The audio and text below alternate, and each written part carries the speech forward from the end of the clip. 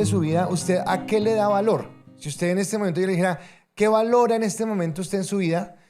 ¿Qué me respondería? Entonces algunos me dirían mi trabajo, mi salud, Dios, la familia, lo que sea. Pero resulta que yo, pensando, la respuesta a esta pregunta es muy subjetiva. ¿Y a qué me refiero muy subjetiva? Porque de pronto usted esta semana tuvo una semana así chocolatuda, como decimos, de mucho trabajo, de muchas cosas, de para acá, para allá, no sé qué tal. Y de pronto usted lo que está valorando es que llegue, qué sé yo, si usted trabaja de lunes a viernes, entonces que llegue el sábado y el sábado poder dormir esta tarde y descansar. Y usted le está dando valor a eso. Y usted está diciendo, listo, pero ya llega el sábado, ya voy a descansar y está valorando eso. Pero resulta que el viernes por la tarde, cuando estaba saliendo del trabajo, el jefe lo llamó y le dijo que hay un recorte de personal y que desafortunadamente se acaba de quedar sin trabajo. Y seguramente en ese momento su valor cambia, porque aunque usted quería descansar, el valor ya no se lo está dando al descanso, sino usted estará valorando el trabajo que tenía y anhelando que salga un trabajo estable para poder seguir trabajando. Porque aunque quería el descanso, sabe que necesita el trabajo, sabe que necesita ir a producir. Otro ejemplo es, podríamos decir que suele suceder, no en esta iglesia, porque esta iglesia es de gente santa, pero suele suceder que a veces tenemos conflictos familiares, ¿verdad? Entonces en esos conflictos familiares peleamos con alguien. Y cuando usted pelea con alguien, ay, usted como que, uy, ya no me diga más, me molesta, no sé qué. Y usted valorará ese tiempo a solas. Yo quiero perder, que me quiero desaparecer, que no me digan nada. Y usted valorará ese tiempo a solas. Pero si esa persona cae en una enfermedad grave o de pronto muere, bueno, ese valor que usted le estaba dando a que esa persona guardara silencio, que no le dijera más, cambiará por el deseo de que esa persona mejore o que si murió, que esa persona vuelva otra vez a la vida. Y usted estará diciendo, pastor, pero espere, está muy trágico. Está como, ya se fue como al extremo. Pero lo hago es como entendiendo que los valores que le damos a las cosas dependen de las circunstancias, dependen del momento.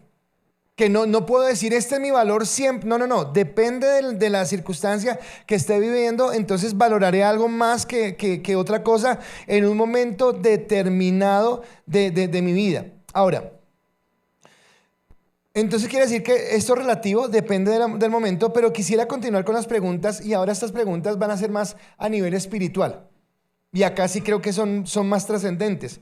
¿Por qué? Porque en este momento quisiera preguntarle, ¿qué tanto estamos valorando la salvación que tenemos? Ahora, no si entienden el valor, no, sí, todo lo entendemos. Pero en tus actitudes, en tu vida diaria, en tu relación con Dios, ¿qué tanto estás valorando la salvación en este instante? ¿Qué tan importante es para ti en este momento? Ahora, una pregunta que tendría es, ¿se puede perder la salvación? ¿Se puede perder?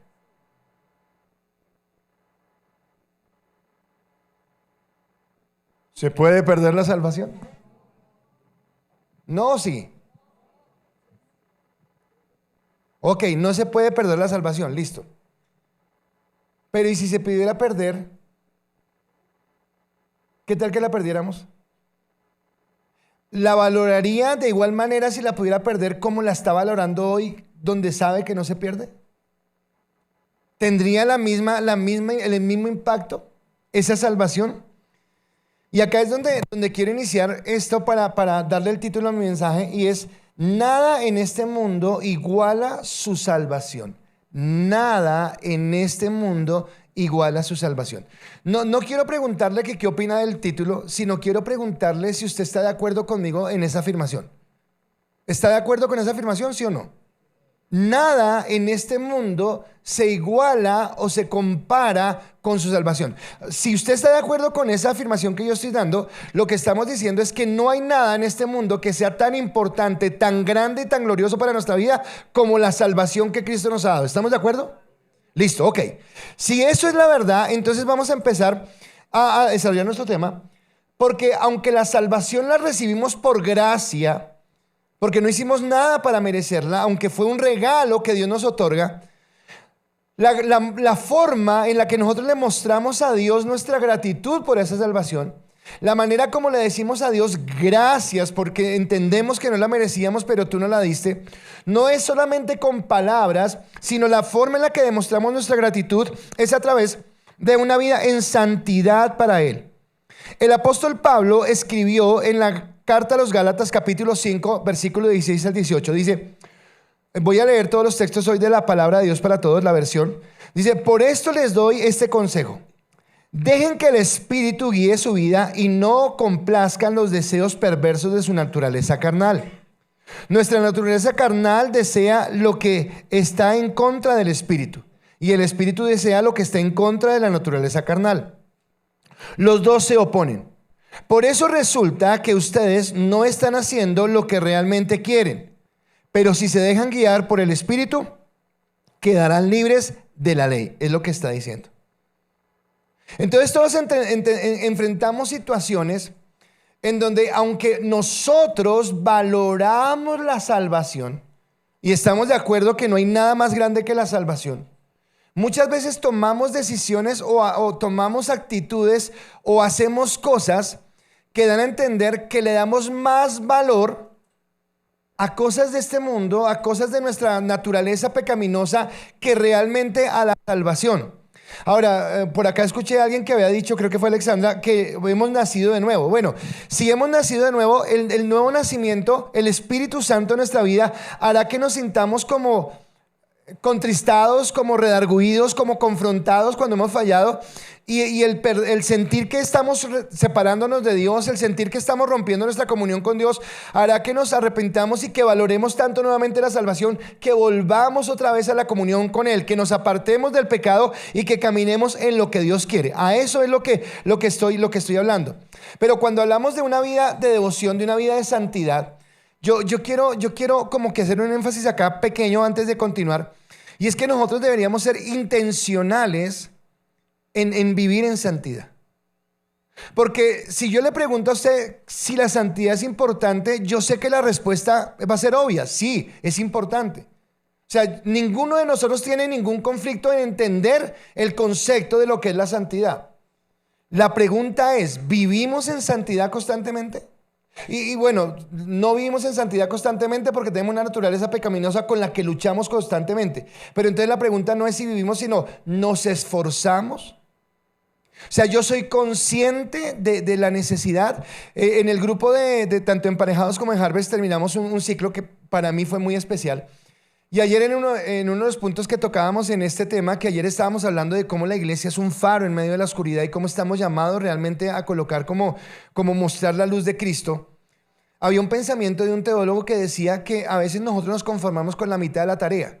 ¿Y cuál es la mitad de la tarea? La mitad de la tarea pensamos que es traer a la gente el domingo a la iglesia. Y ya, listo, la gente viene a la iglesia el domingo. No, esa es la mitad de la tarea. Qué bueno que vengamos a la iglesia el domingo, qué bueno que entendamos que el domingo es el día del Señor y que venimos a adorarle, pero esa es la mitad de la tarea. La otra mitad de la tarea es enseñarle a la gente a vivir en el temor de Dios el resto de la semana. Es entender que independientemente que esté en el trabajo, que esté en el colegio, que esté en la universidad, que esté en su casa, que monte en Transmilenio, que esté conduciendo su carro, que vaya de paseo, que esté en el cine, que vaya a un centro comercial, en cada momento debemos recordar que somos hijos de Dios y que es nuestra responsabilidad mantenernos firmes en el Señor. Ahora, cuando usted no le da tanto énfasis a su vida de santidad, de pronto empieza a tener ligerezas en su vida. Entonces empieza a permitir pecados que usted dice, no es tan grave, dije una mentirita. Bueno, me enojé, pero no es tan grave. Se me soltó una mala palabra, pero bueno, no es tan grave. Y empezamos como a querer justificarnos. Pero cuando usted realmente anhela la santidad, el anhelar la santidad lo llevará a querer tener más comunión con Dios. Y teniendo más comunión con Dios, lo llevará a entender que nosotros con facilidad, los seres humanos, nos desalentamos, nos distraemos o aún deslizamos en nuestra comunión con Dios. ¿Por qué? Porque tenemos esa lucha interna. Entonces vienen cosas que nos colocan como que a tambalear, ¿verdad? Una mala situación, una mala noticia, una tentación, algo que promete llenar un vacío en mi corazón, algo que me permite, me promete un ambiente mejor al que estoy viviendo en este momento, y como que me desvío del camino, dejo de valorar la salvación como debería valorarla, y me desvío. Entonces cuando yo camino en santidad, como que soy consciente de eso. Y el ser consciente de eso hace que dependa más de Dios, hace que yo quiera buscar más a Dios. No sé si estoy siendo claro, espero que sí, pero es como que la santidad no es algo que solamente es vivir bien, sino buscar a Cristo, y buscar a Cristo me hará entender lo débil que soy y lo necesitado que tengo de Él, y entonces me hará depender de la palabra, porque entenderé que la palabra es la que forma mi pensamiento, que la palabra es la que me guía. Entonces nuestro pensamiento muchas veces es formado por el entorno en el que estamos. A lo que yo más me expongo, lo hemos hablado. Entonces si de lo que yo más me expongo es el ambiente del mundo, el ambiente de mi trabajo, el ambiente de los compañeros, el ambiente de las cosas. Entonces imagínense que yo me imagino que acá los que trabajan en una oficina, ¿cuántos trabajan acá en una oficina? Bueno, imagino cuál es la charla de los empleados, de sus compañeros de trabajo el viernes por la tarde, cuando está llegando como a las 5 de la tarde. Y es, ¿qué vamos a hacer este fin de semana? ¿A qué iglesia vamos a ir? ¿Hacemos una vigilia? ¿Vamos a orar esta semana? Las conversaciones son totalmente diferentes. Y usted está expuesto a eso. Y resulta que usted puede decir, no, soy cristiano, no me gusta, pero a esta carne sí le va a gustar. Y a esta carne sí le va a llamar la atención.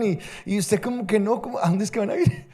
Como que, ¿qué es lo que van a hacer? ¿Por qué? Porque viene esa situación, y entonces usted necesitará que la palabra, que la Biblia sea la que forme en usted el pensamiento de entender, bueno, ok, yo necesito trabajar en buscar agradar a Dios, en entender que lo que hago es agradar a Dios y caminarlo. Y entonces cuando entro en la palabra, entonces la oración, que son las dos armas poderosas que Dios nos ha dado, también me ayudará a sostenerme, porque en oración yo podré buscar a Dios, encontrar en Dios, entregarle mi debilidad, decirle que me ayude y que me fortalezca en la comunión con Dios. Y de eso se trata, el entender que yo no puedo olvidar, escúcheme, lo más importante, lo que quisiera que quedara en este mensaje, es que yo no puedo olvidar que nada, escúcheme, nada en este mundo se iguala a la salvación. No hay nada que lo iguale. Por lo tanto, no debería colocarla en riesgo. Por lo tanto, debería mostrarle mi gratitud a Dios en lo que estamos viviendo.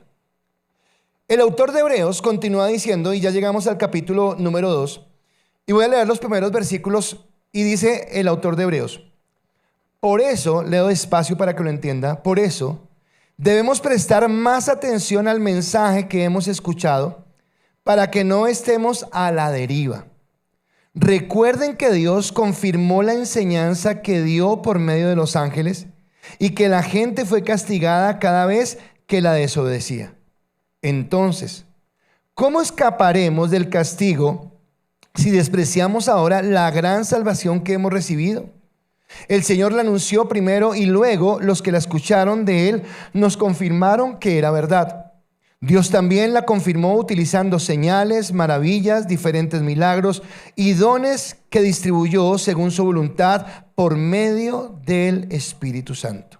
Ahora, recordemos que la carta de Hebreos fue dirigida a los judíos que estaban creyendo en Jesús, pero que tenían un conflicto entre abandonar sus raíces y sus tradiciones judaicas y realmente entrar en comunión con Dios, realmente amar a Dios. Y lo que le está diciendo el autor, no, es Cristo realmente lo que usted tiene que mirar ahora, y las cosas de atrás quedaron atrás. Y ellos tenían el conflicto con respecto a los ángeles, por ejemplo, que es la superioridad de la que está hablando. Si los ángeles eran igual que Jesús, o si los ángeles eran superior que Jesús. Y lo que está diciendo acá todo el tiempo es que Cristo es superior a él, y les está mostrando la necesidad de arraigarse a la palabra. Así que a partir de eso, de ese entendimiento, vamos a tomar estos 4 versículos, y quiero que los entendamos y que podamos manejarlos para poder valorar la salvación. Y mi primer punto en esta mañana, o mi primer pensamiento, es: valora tu salvación. Yo quiero invitarte a que tú y yo, empezando por mí, que valoremos la salvación. ¿Qué tanto valor le estás dando a la salvación? ¿Qué tanto valor le estás dando a lo que Cristo hizo por ti? Perdón. Y inicia el texto como alertándonos a través de una metáfora náutica, si se me permite el término, porque está hablando de como si estuviera una barca. Los que conocemos el mar, han visto en la orilla del mar de pronto un bote, una lancha, algo, y esa lancha está sin conductor y sin nada. Pero para que esa lancha no se vaya a la deriva, es necesario colocarle un ancla, algo que la sostenga. No puede nadie pedir que el mar se quede quieto, pero sí puede colocarle un ancla para que, independientemente de qué tan fuerte o tan pequeño sea el oleaje, la barca o la lancha no se vaya hacia afuera. Y es lo que está diciendo el autor de Hebreos cuando empieza, porque dice el versículo 1, por eso debemos prestar más atención al mensaje que hemos escuchado para que no estemos a la deriva. Por eso debemos prestar más atención. ¿Qué es prestar más atención? Es como que estar atentos a lo que hemos escuchado, a lo que hemos recibido. En el caso es como tomar el ancla y colocarla, y el ancla lo que dice: este es mi fundamento, acá sobre esto es que yo estoy parado, esta es mi fe, esta es mi creencia, y de acá no me muevo. Pueden venir olas, pueden venir situaciones, pueden venir tentaciones, pueden venir anhelos, pueden venir deseos a mi corazón, pueden venir dificultades, pueden venir problemas, pueden venir adversidades, pero si yo estoy en el lugar fijo, si he colocado el ancla, no evitará que no me mueva. No estoy diciendo, no, y yo jamás soy tentado. No estamos diciendo que jamás vamos a ser tentados. No estamos diciendo que jamás vamos a estar expuestos a una mala decisión o a dejarnos llevar por las emociones o por los sentimientos. Estamos diciendo que la forma de no irnos es cuando he colocado el ancla, que el ancla es la palabra, cuando la palabra de Dios se ha fundamentado como en lo que yo creo. Por eso dice, y no estamos a la deriva, y es como la necesidad de aferrarnos al evangelio. Y vuelvo nuevamente a preguntar, entonces, en nuestra vida cotidiana, en las diferentes decisiones que tomamos a diario, y creo que esto lo he dicho varias veces, pero nosotros tomamos decisiones que son muy, muy rápidas, muy del momento, que no son tan trascendentales. Si voy a coger para cierto lugar, me voy por la autopista, me voy por la séptima. Es una decisión que a la larga me dará un trancón más, un trancón menos, pero no es tan relevante en mi vida. Pero hay otro tipo de decisiones que sí van a marcar mi vida, con respecto a cosas laborales, a cosas sentimentales, a cosas emocionales, a las amistades que voy a tener, las personas con las que voy a compartir. Y acá dice, entonces, no estemos a la deriva. Preguntaba esta mañana, lo decía de mí, pero le preguntaba si alguna vez le ha pasado, pero a veces uno está en momentos como de distracción y suelta los pensamientos. ¿Le ha pasado? Y usted pone a pensar y piensa, y ese pensamiento lo lleva a otro pensamiento, y lo lleva a otro pensamiento, a otro pensamiento. Y en ese momento sabe cómo usted está, como la lancha a la deriva. Y cuando menos pienso, se dice, espere, ¿qué es lo que estoy pensando? ¿Qué es lo que estoy diciendo? Ahora, quiero preguntarle, ¿cuántos estarían dispuestos a que otra persona diferente a usted entrara y viera esos pensamientos? Entrara y mirara qué es lo que usted está pensando. Y usted, no, es privado, es mío. Pero es privado, es mío, no quiero que nadie sepa lo que a veces permito que vengan mis pensamientos. Y entonces, por ejemplo, la palabra que es el ancla al que me debo aferrar para no estar a la deriva, dice que todo lo que es bueno, todo lo que es justo, todo lo que es honesto, todo lo que tiene buen nombre, todo lo que es digno de alabanza, en eso deberíamos pensar. Entonces lo que me está diciendo acá es, oiga, para que no ande a la deriva, ajústese, manténgase aferrado a la palabra que ha recibido para que usted pueda estar en esa bendición. O sea, me habla de la necesidad de estar aferrado al evangelio. Y entonces la necesidad de mantener una fe firme en el Señor, de entender que estamos expuestos porque el enemigo siempre va a tomar nuestro lado más débil, va a tomar nuestra debilidad, va a tomar la pasión de nuestra carne, va a tomar la angustia de nuestro corazón, va a tomar el lado débil de nuestro carácter. ¿Para qué? Para desviarnos, para quitarnos del camino. Pero dice acá que nosotros debemos mantenernos firmes en la fe y caminar en lo que Dios quiere. El apóstol Pablo, cuando le escribía a su discípulo Timoteo, que lo estaba formando para que fuera un hombre conforme al corazón de Dios, dice en la primera carta, dice: mantén la fe en Dios y hazle caso a tu conciencia. Algunos se han negado a hacerlo y han naufragado en la fe. Y creo que cada palabra tiene peso. Dice: mantén la fe en Dios y hazle caso a tu conciencia. Cuando habla de hacerle caso a la conciencia, Pienso que no solamente a mi conciencia, que mi conciencia es buena, no, mi conciencia no es buena, sino a mi conciencia, cuando mi conciencia está en comunión con el Espíritu Santo y el Espíritu Santo es el que me guía y trae la palabra de Dios para que yo pueda realmente tomar decisiones adecuadas con respecto a las situaciones que estoy viviendo, con respecto a las tentaciones que se presentan, con respecto a las cosas donde a veces empiezo a bajar la guardia. He escuchado como 2 o 3 veces en consejerías que he tenido con diferentes personas que me han dicho cosas como estas. ¿Sabe qué, pastor? Pastor, bajé la guardia. ¿Sabe qué pasó, pastor? Me distraje. ¿Sabe qué lo sucedió? Miré para otro lado. Y esas personas que sea un matrimonio o una persona dicen bajé la guardia, me distraje, miré para el otro lado, lo que están diciendo es dejé de cuidar mi fe, dejé de cuidar mi relación con Dios, dejé de cuidar mi amor por Dios, mi devoción por Dios, y el resultado fue que quedé como esa lancha a la deriva.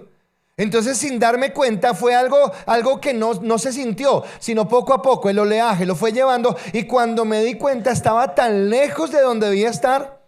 Estaba tan lejos del lugar donde supuestamente debe estar el ancla puesta en mi vida. Eso es lo que está diciendo acá. Y la palabra de exhortación entonces nos recuerda algo. Y es que Dios, sí, Dios es amor. Pero usted ha escuchado esto muchas veces, que también Dios es fuego consumidor.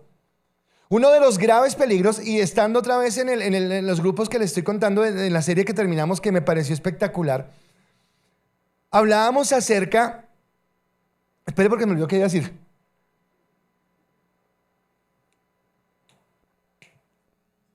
Estamos hablando de que Dios es amor, pero... ya me acordé. Estábamos hablando de que uno de los problemas de la iglesia hoy en día es que le estamos dando, o sea, el evangelio es amor, el fundamento del evangelio es amor, pero le estamos dando una connotación equivocada al amor y pensamos que todo es amor, que no, todo es amor. No le diga porque todo es amor. Dios nos quiere porque todo es amor. Tuve una charla con una pareja a principio de año, y esta pareja no se congrega en esta iglesia, se congrega en otro lugar, y me expresaban una preocupación que tenían con respecto a su iglesia, porque los pastores de este lugar habían entrado en un grupo de pastores que ahora están hablando algo así como de iglesias incluyentes donde nadie te puede decir nada, o sea, todo es permitido porque Dios es amor. Entonces todo el mundo es bienvenido a la iglesia, no hay ningún problema. Ahora, eso es verdad. Todo el mundo es bienvenido a la iglesia, no hay problema. Hasta ahí es verdad. Pero cuando la gente viene a la iglesia, cuando la gente viene a Cristo, lo que sí tiene que haber es un cambio. O sea, sí nos recibe como veníamos, nos recibió a todos como veníamos, pero tiene que haber un cambio, tiene que haber una forma de vida. Pero en ese amor incluyente, entonces a veces pareciera que escucha, no te puedo hablar sobre tu pecado porque de pronto te vas a ofender y te vas a ir. Y no, Dios no quiere eso. Dios no quiere que te vayas, pero Dios sí quiere que cambies. Dios sí quiere que seas otra persona. Dios sí quiere que el sacrificio que hizo Él en la cruz del Calvario sea el sacrificio que realmente cambie tu vida. Por eso, cuando nosotros pensamos en que solamente es amor y olvidamos que Dios no solamente es amor, sino que Dios es un Dios justo, entonces Él fue a la cruz del Calvario y pagó el precio por nuestra vida. Nos perdonó, nos sigue perdonando aún. Pero el nuevo nacimiento produce en nosotros un cambio de vida, un cambio de actitud, un cambio de forma. Porque si no fuera así, escúcheme, entonces que todo el mundo entre a la iglesia y que todo el mundo acepte a Cristo y que siga viviendo como vive. El caso es que acepte a Cristo. Pero no importa que sea borracho, que sea adúltero, que sea homosexual, que sea ladrón, no importa. Acepte a Cristo y es suficiente. No es así. Tiene que haber un cambio. Por eso la palabra en Hebreos mismo, pero en el capítulo 12, versículo 28 y 29 dice: nosotros estamos recibiendo un reino que nadie puede hacer tambalear. Escúcheme, el reino, el que estamos recibiendo, nadie lo puede hacer tambalear.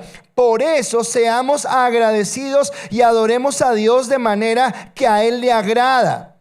Hagámoslo con respeto y con temor, porque nuestro Dios es como un fuego que puede destruirnos. O sea, lo que me está diciendo es, el amor de Dios tan grande implica que en mí haya un cambio.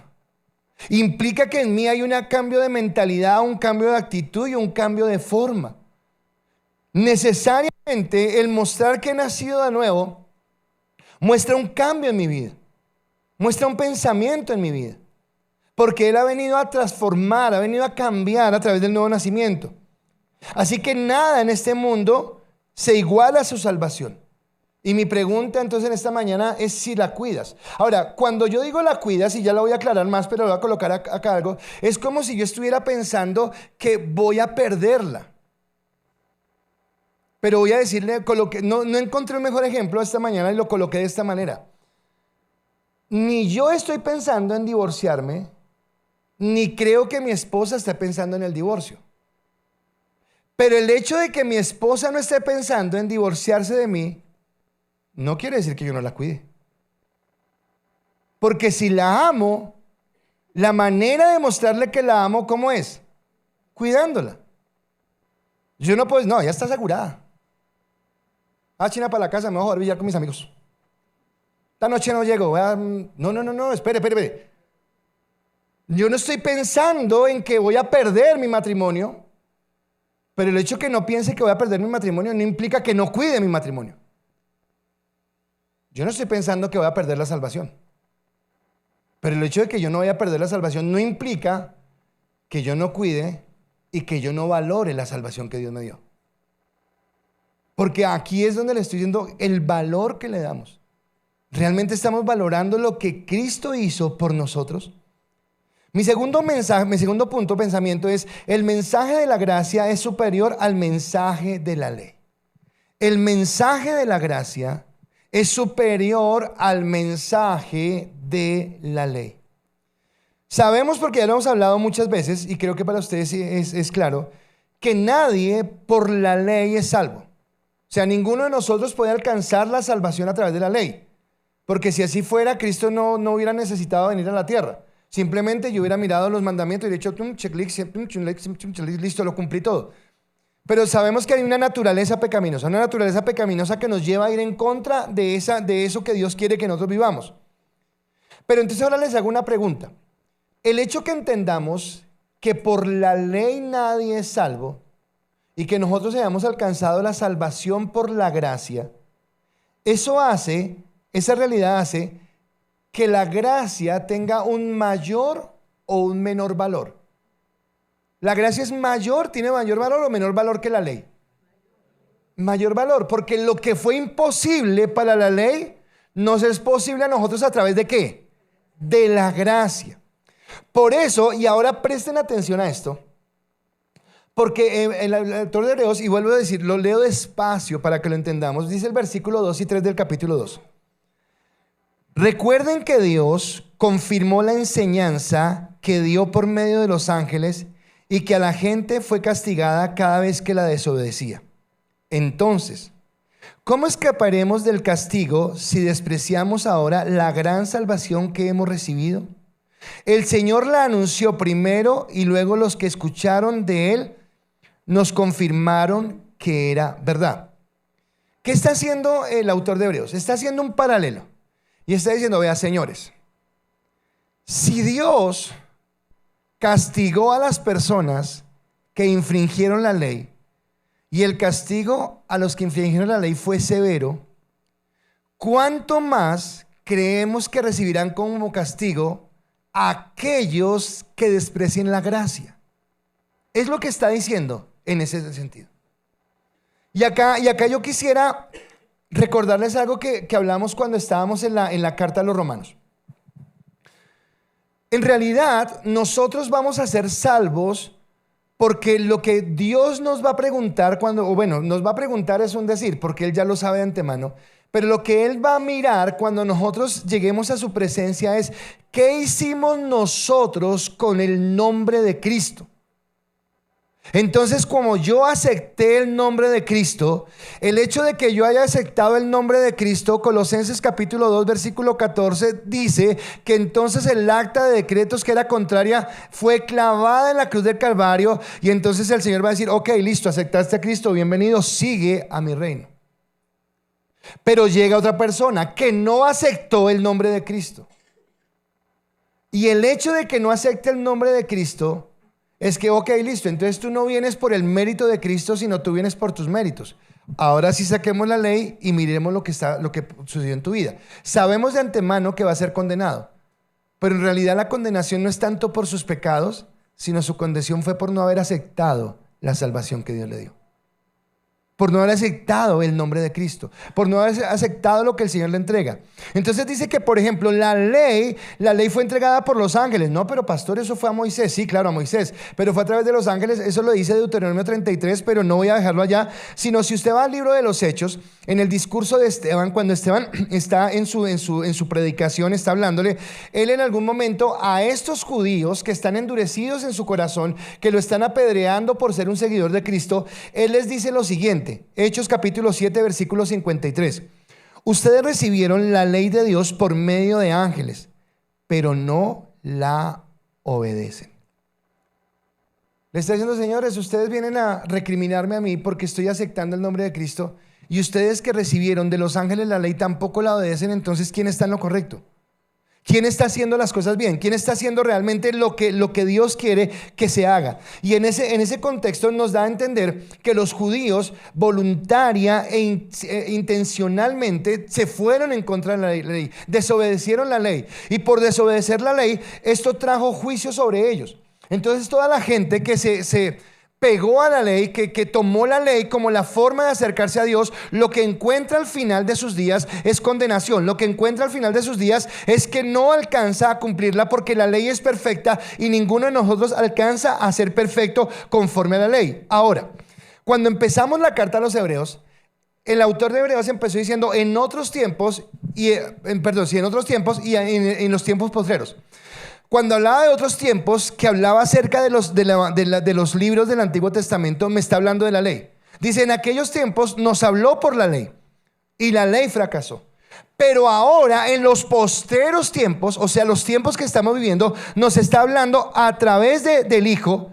Y la pregunta es, si la ley de Dios es perfecta, y por ser perfecta la ley de Dios, la gente que desobedeció la ley de Dios recibió castigo, ¿cuánto castigo merecerá el que no escuche la voz de Cristo? Y entonces hice un cuadrito allí para que lo miren. Y entonces coloqué en el cuadrito Antiguo Testamento. El mensaje es la ley y el mensajero es Moisés. ¿Estamos de acuerdo?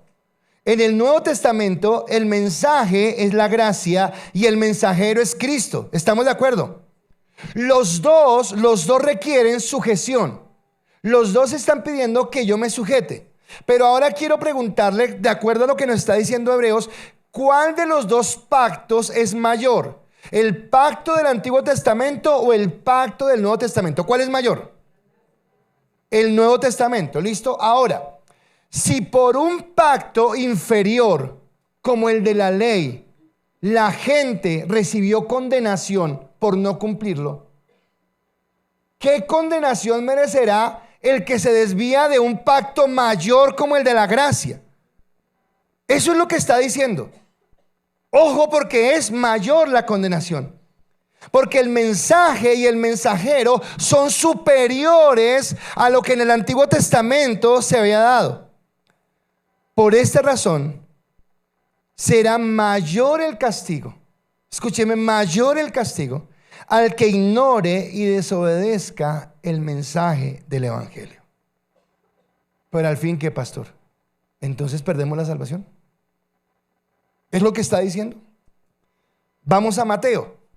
Mateo capítulo 10, versículo 14 y 15 dice la palabra. Si en una casa o pueblo no les dan la bienvenida ni los escuchan, salgan de ahí y sacúdanse en el polvo de los pies. Les digo la verdad, el día del juicio le irá mejor a Sodoma y a Gomorra que a la gente de ese pueblo. ¡Wow! ¿Qué es lo que está diciendo? Me está hablando de la grandeza del evangelio, pero acá yo quiero detenerme un momento porque me muestra el tremendo amor de Dios y su tremenda misericordia. Porque nosotros recibimos el mensaje, como lo he dicho muchas veces, no porque fuéramos mejores que nadie, sino porque Dios colocó en nosotros el entender este mensaje. Pero así como nosotros lo hemos recibido, lo hemos entendido, lo hemos acuñado en nuestro corazón, lo hemos guardado y queremos caminar conforme a esta palabra. De la misma manera hay gente que le ha dado la espalda y que lo ha rechazado diciendo no me importa. Esta mañana recordaba algo, vi, todos no sé si han escuchado, Billy Graham se conoce como uno de los grandes evangelistas del siglo pasado. Fue tenido como una de las mentes más brillantes del mundo cristiano. En el año más o menos 68, muchos de acá no habíamos nacido, me incluyo, y todavía puedo decir que había nacido por allá, año 68, algo así. Resulta que había una mujer que se convirtió en el primer símbolo sexual de la humanidad. Se llamaba Marilyn Monroe. ¿Ha visto a la monita ya con una falda levantada? Ella. Y resulta que este señor en esa época sintió en su corazón que él tenía que ir a hablarle de Cristo. Y él fue y le habló de Cristo. Y lo que la señora le dijo al evangelista fue: ¿usted no ha visto mi belleza? ¿Usted no ha visto mi fama? ¿Usted no ha visto el dinero que yo tengo? ¿Usted cree que yo necesito a su Dios? Y lo despachó. Se tuvo que ir. 15 días después, los titulares de las noticias eran de el suicidio de Marilyn Monroe, de lo que había sucedido. Pero lo que hizo ella fue decir: no me interesa, no me importa. Así que lo que está diciendo la Biblia no es que usted o yo perdamos la salvación, sino que está diciendo que mayor condenación es para aquel que no se le dice que haga estas cosas como decía la ley y vivirá por ella, sino que le dice que Dios mismo se hizo hombre para reconciliar a la humanidad con Dios, y que nosotros despreciemos ese mensaje es como una afrenta directa contra Dios. Por eso dice que el castigo será más horrendo. Ahora, no es un mensaje apocalíptico, no quiero hablar del apocalipsis y ya vino, no. Pero sí hay una señal que nos habla de los finales del tiempo. Y entonces habla de lo siguiente. Mateo capítulo 24 versículo 14 dice: y estas buenas noticias del reino se anunciarán en todo el mundo para testimonio de todas las naciones, y luego vendrá el fin. Entonces, una de las formas en las que yo sé que ya el tiempo de Cristo está cerca es cuando nadie tenga excusa de decir: no, pero espere, a mí nadie me dijo, yo no sabía. Esta mujer que les acaba diciendo: no, pero yo no sabía. No, sí sabía. Le mandé un ángel a su casa, le golpeó la puerta, se sentó con usted a tomar tinto y usted dijo: no me interesa. Ahora, estamos viviendo en una era donde la tecnología, donde los avances de la tecnología hacen que sea muy difícil, pero muy difícil, que alguien diga: no, yo no sabía, a mí nadie me dijo. Y lo que está hablando es de esas personas que endurecen su corazón a este mensaje, que dicen: no, tal vez más adelante, no estoy tan convencido, es que es como mucho fanatismo, es como esto. ¿Y qué dijo anteriormente cuando hablaba de los que fueron a predicar y los rechazaron? Sacúdase. Ahora, no es una forma despectiva, no es con orgullo, pero está diciendo: quien desprecia el mensaje de Cristo está despreciando a mi Salvador. Y yo estoy hablando del Salvador que tengo. Tiene que ver con una pregunta que me hacía Marcela en la clase. No digo la pregunta ni digo, pero esa es la respuesta. Puede ser que sea la mejor persona, pero alguien que desprecia a Cristo está despreciando mi Salvador y la salvación que Él me ha dado. Y yo no puedo colocar en juego ni mi salvación ni el Salvador que tengo en mi vida, porque mi mayor amor, si lo más grande que me ha sucedido es la salvación, el amor más grande que debo tener es ese Salvador que se llama Cristo. Y yo no quiero ir en contra de Cristo, y por lo tanto no voy a tener comunión con aquellos que no participan, porque tarde o temprano terminará arrastrándome hacia afuera y sacándome del lugar. Ahora, en Dios nos guarda, Dios nos conserva, pero acá es donde el enemigo viene a enredarnos en la vida. Pero cuando dice acá que este mensaje será predicado y después será el fin, lo que está diciendo es que nadie va a tener la oportunidad de ir al Señor y decirle: no sabía, a mí nadie me dijo. No, todo el mundo se enteró.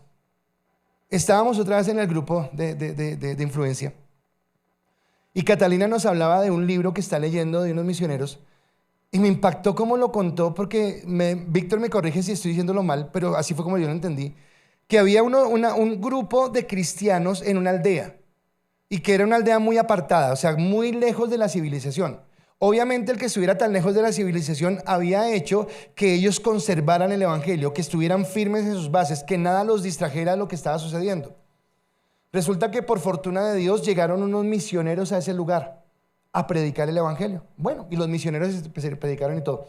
En la noche, más o menos en la madrugada, 3 de la mañana, dice que los misioneros se despertaron porque escuchaban afuera cantos de alabanza y adoración se despertaron y ¿esto qué es? Y salieron y eran los del pueblo que estaban orando. Escúchenme que digo que son los del pueblo que están orando, los que fueron a evangelizar. Los misioneros salen y les preguntan que por qué están orando, que por qué están dándole gracias a Dios. Y ellos le dicen, porque estamos sorprendidos de cómo se ha extendido el evangelio por todo el mundo. O sea, en lugar de ellos sentirse alcanzados por el evangelio, ellos estaban agradeciendo de que el evangelio estuviera llegando a tantos lugares y de que en tantos lugares estuviera predicando el nombre de Cristo. Me lleva a mí también a colocar como el fundamento en dónde está mi atención, a qué le estoy dando fuerza. Pero sí habla acerca de que Cristo dijo que antes de que Él venga, este evangelio será predicado. Y todos los que nosotros amamos con un amor ágape a todo el mundo, pero nuestro amor filial es con aquellos que confiesan nuestra misma fe. ¿Por qué? Porque yo no puedo andar en yugo desigual, dice la palabra. Y ese yugo desigual no se refiere, los jóvenes siempre me preguntan, no se refiere solamente al noviazgo o algo. No, el yugo desigual va en con quién hago negocios, con quién tengo amistad. Ahora, no lo hay al extremo. Yo no puedo ir al supermercado, usted es cristiano, si no, no le compro. No estoy hablando hasta ese punto. Pero estoy diciendo que cuando son cosas más delicadas, yo debo saber con quién me relaciono, porque quiero hacer las cosas en transparencia, conforme a lo que Dios ha determinado. Ahora, ¿por qué es tan grande este evangelio? ¿Por qué tiene tanto valor este evangelio? Porque este evangelio, en primer lugar, te hace a ti y a mí herederos de una vida eterna. Escúcheme, tenemos una vida eterna con Cristo, un mundo venidero. Tenemos entrada. Jesús dijo en Juan que Él va a preparar morada para vosotros y que cuando Él fuere y volviere, nos llevaría con Él. O sea que hay un lugar que tiene mi nombre, hay una casa, hay un lugar que Dios ha preparado para mí, para ti. ¡Wow! Eso es lo que me está dando el Señor. Lo segundo dice que me ha permitido ahora ser adoptado como hijo de Dios. Cuando estaba muerto en mis delitos y pecados, cuando no tenía chance de nada, Él me ha adoptado como su hijo, me ha recibido en su familia, puedo disfrutar de su gloria, me ha perdonado y me ha purificado los pecados. No hay nadie que me pueda señalar y me pueda condenar, porque Cristo me justificó, porque Cristo me perdonó, porque Cristo me lavó con su sangre. Somos libres del temor de la muerte. Si la muerte llegara hoy, ya no le tememos. Sí, seguramente causará dolor, pero no le tememos. El día que mi mamá murió me dolió porque era mi mamá, pero tenía la certeza, la seguridad de que estaba en un mejor lugar con el Señor. Porque la muerte es inevitable en este mundo, pero sabemos que tenemos una vida eterna con Él y nos quita el temor a la muerte y nos da el privilegio de comunicarnos por la eternidad con Dios, de tener una comunión estrecha con Dios todos los días de la vida, sin enfermedad, sin dolor, sin angustia, sin rivalidad, sin muerte, sin pagar agua, sin pagar luz, sin pagar teléfono, en la gloria y en la bendición de Dios. Eso es lo que Dios nos da. Esa es la eternidad que tenemos. Pero la pregunta es si nosotros estamos valorando esta salvación que no tiene punto de comparación. Si estamos valorando lo que Dios nos da. Por eso, escúcheme, por eso el castigo a los que rechazan este evangelio es tan horrendo. Pero usted no debería decir bien hecho, sino usted debería decir gracias Dios. Porque si yo lo creí fue porque Él lo colocó en mi corazón creerlo. Porque las personas que no lo creen saben que son dignas de compasión. Yo no puedo tener comunión con ellas. No puedo caminar en su estilo de vida, en sus pensamientos y en sus formas. Porque su estilo de vida, sus formas está apartado de Dios. Pero no genera odio, genera compasión, genera tremendo. El morir sin Cristo, el no aceptarlo, el tener un corazón y una mente tan endurecida. Veíamos en el curso de sinópticos, y a mí me impactaba esto. No sé si lo comenté la vez pasada, pero déjeme decirlo. Aparece una estrella en el cielo y unos magos de Oriente que no tienen sino la señal del cielo, no tienen la escritura, no tienen la palabra, no tienen nada, son gentiles. Creen ese anuncio y creen que es el rey de los judíos. Ellos creen y llegan a Jerusalén buscando al rey de los judíos que ha nacido. Le cuentan a Herodes, un rey tirano, malvado, que también crea el anuncio. Porque les dice, vayan y averigüen en dónde van a ser para ir a adorarle. Pero puro cuento, querían a matarlo. Pero este gentil malvado también crea el anuncio. Llama a los fariseos y les dice, ustedes que conocen la escritura, ¿dónde había de nacer el Cristo? Y estos fariseos abren la escritura, le dicen lo que dice la escritura, les dan las señas, cierran las escrituras. Herodes cree y por eso mata a los inocentes. Los magos creen y por eso llegan a donde el niño. ¿Y estos fariseos no creen? Porque su corazón estaba endurecido. Y como diría el filósofo Andrés López, no hubo poder humano. Por más que usted quiera. Por eso es por gracia. Porque sin merecerlo nos amó. Porque nuestro fin era igual al fin de ellos. Por eso le dijo a Marta, Marta, estás en tantas cosas y te has olvidado que lo más importante es el reino. Donde no hay dolor, donde no hay ladrón que robe, donde no hay óxido que corrompa. ¿Estás valorando la salvación? ¿Estás valorando lo que Dios te dio? Mi último pensamiento es que Cristo es el garante de tu salvación. Garante es alguien que sale como fiador. Garante es alguien que puede decir, sí, así es. Esto es así porque yo lo digo. Y Cristo es el garante de esta salvación. El mensaje de Cristo no son solo palabras. Él vino y actuó y hizo milagros y colocó tantas cosas. Y el versículo 4 de Hebreos 2 dice lo siguiente, una vez más lo leo despacio. Dios también la confirmó utilizando señales, maravillas, diferentes milagros y dones que distribuyó según su voluntad por medio del Espíritu Santo. Así que el mensaje de Cristo, el mensaje que Cristo nos estaba entregando, iba acompañado de maravillas, de señales que Él hacía. Por eso el Evangelio, Juan exhorta a los judíos y les dice, venga señores, pero yo no solamente estoy predicando. La palabra que estoy dando viene palabra de Dios porque yo hablo de parte de Dios, pero yo no solamente estoy hablando, estoy actuando para que ustedes crean. Juan capítulo 10, versículo 37-38 dice, si no hago las obras de mi Padre, no me crean. Pero si las hago, aunque no me crean a mí, crean en las obras que hago para que sepan con toda seguridad que el Padre está en mí y yo en Él. Ahora, estos fariseos a los que le está hablando Jesús son los mismos que le habían dicho a Herodes, sí, van a ser por acá, por estos tiempos, en tal lugar y todo, y no entendieron. Estos mismos fariseos son los que están viendo las obras que están haciendo Jesús y le adjudican esas obras a Belcebú. Se atreven a decir que Cristo hace los milagros en el nombre de Satanás. Eso es lo que están diciendo. Porque su corazón está endurecido, porque ellos no entienden. Pero las señales que Cristo hace son las que le dan la garantía de lo que Dios está haciendo es bendición. Ahora, quiero preguntarle algo. ¿Cuántos de nosotros conocemos personas que han visto nuestros testimonios? Han visto que realmente Dios vino y cambió algo en nuestra vida. Oiga, pero usted es diferente.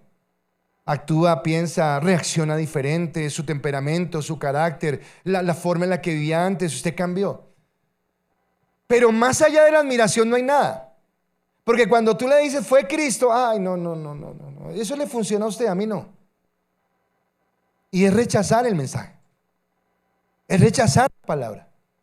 Es desconocer que es la obra de Cristo en nuestra vida la que ha transformado nuestra mente, nuestro corazón, nuestros pensamientos para que caminemos en lo que Él quiere. ¿Y por qué? ¿Por qué la rechazan? Porque sus corazones están endurecidos. Porque sus corazones están apartados de la gracia, de la voluntad, del amor de Dios. Ahora, nada en este mundo se iguala a la salvación. Pero ahora la pregunta es, no que cómo tienen ellos el corazón endurecido. La pregunta, y esta pregunta es muy crucial para usted y para mí. ¿Nosotros estamos mostrando esa salvación en nuestra vida? que tiene que ver con lo que hablé inicialmente acerca si eres intencional con tu santidad. La gente que te rodea, la gente que trabaja contigo, la gente que estudia contigo, la gente que vive en tu vecindario, es consciente de que tú eres una persona renovada, que ha sido cambiada, que el evangelio ha transformado tu vida. Porque nosotros entonces somos el testimonio al mundo de parte de Cristo de que Él realmente hace milagros. Tú eres un testimonio, yo soy un testimonio. Acá tengo mi familia que está sentado con nosotros. Y yo espero que no se acuerden, pero si se acuerdan, saben quién era esta persona antes de sus temores, sus miedos, sus vicios, sus pendejadas, las cosas que tenía. Y quién es ahora después de. La gente tiene que ver en nosotros ese cambio. Ahora ya es la obra del Espíritu Santo que la gente crea o no. Ya eso no es misión suya. Pero lo que le corresponde a usted es dar testimonio. Yo debo dar testimonio en todo lugar, no solamente el domingo cuando estoy en la iglesia, sino en cada lugar al que vaya, en cada lugar en el que participe. Yo debo dar testimonio de lo que Dios ha hecho en mi vida. Así que esa es la reflexión. Ahora, gracias a Dios y para alivio de muchos de ustedes acá, si usted ha aceptado realmente a Cristo en su corazón, su salvación no se pierde. Y gracias a Dios que no se pierde. Porque ahora le hago una pregunta más. ¿Qué pasaría si su salvación dependiera de usted? ¿Qué pasaría si su salvación dependiera de cómo se porta, de cómo piensa, de cómo actúa? Pero es por Él que lo ha hecho y que nos ha bendecido. Pero hablando otra vez del valor de la salvación, yo sí quisiera preguntarle, ¿y si se pierde? ¿Usted actuaría como actúa? ¿Sería tan desapercibido como lo es en este momento? ¿O la cuidaría más? ¿La valoraría más? Pero yo pienso que a mi esposa le agrada más que yo la cuide porque la amo y no que la cuide porque tengo temor a perderla. Ahora piensen en la salvación. Yo creo que Dios alegraría su corazón el saber que cuidamos nuestra salvación no porque tenemos miedo de que la vayamos a perder, sino porque valoramos lo que Él hizo por nosotros y la manera tan grande como nos ha amado. Si la valoraras de esa manera, entenderías que nada en este mundo se iguala a su salvación. No hay nada que te pueda ofrecer este mundo. No te dejes enredar en tonterías, porque no hay nada en este mundo que se iguale a su salvación.